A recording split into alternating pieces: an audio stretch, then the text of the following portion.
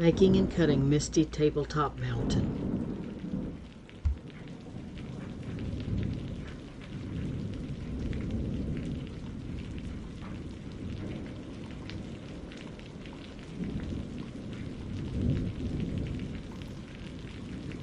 I'm doing something different, something that I've not done before, and that's pouring two separate batches. I've got one over here waiting to have the lye mixed in with it.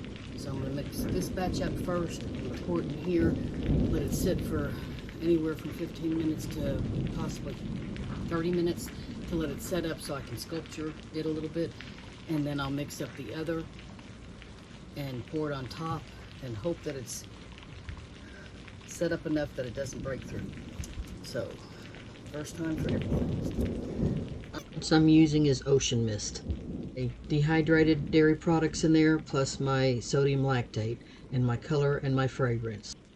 The oil mixture is 113.3 Fahrenheit, and the lye solution is 82.5 Fahrenheit.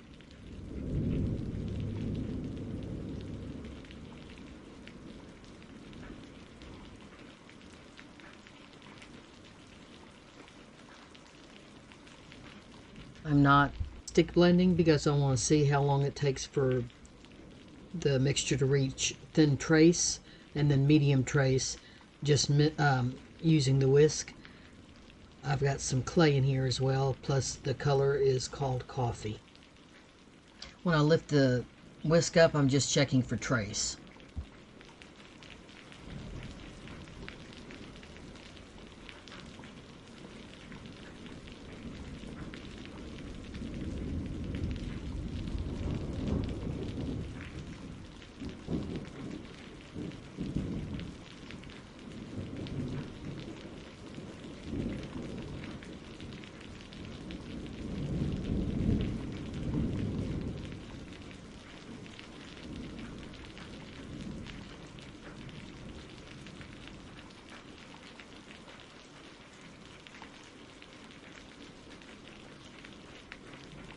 Only 10 minutes later, and it's set up enough to make the mountains. I had better luck using a spatula than using this tool. It's my divider when I have pours that I want to make in 3 or 4 sections.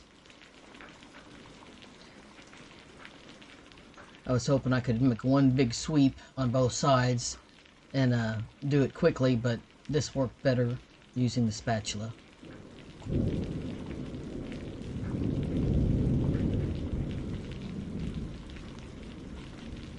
My oils were 108.5 and my lye solution was 83.1, and I'm now mixing up what will actually be the sky.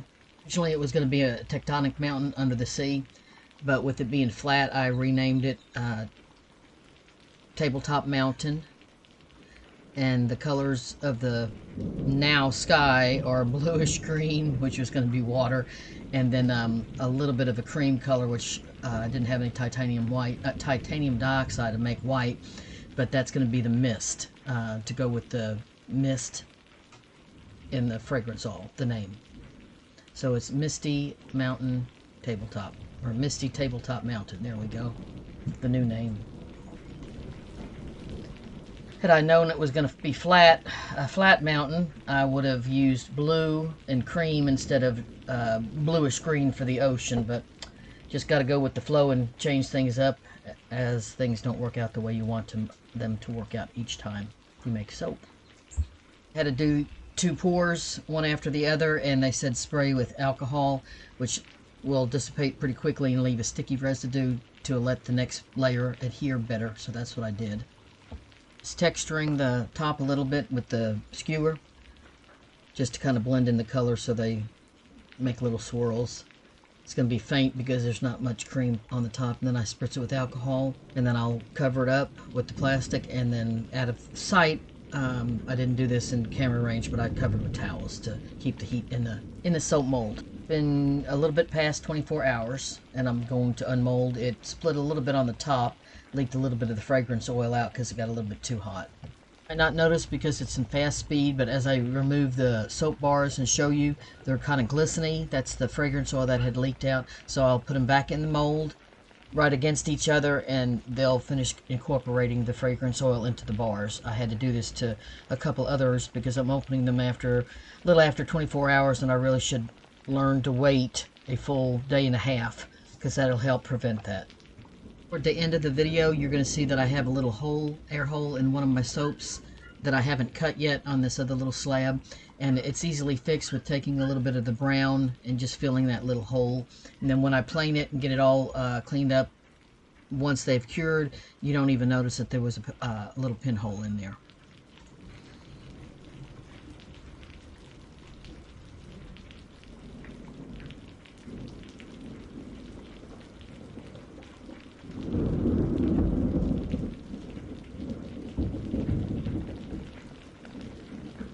Wrap it up for this one. Thanks for watching.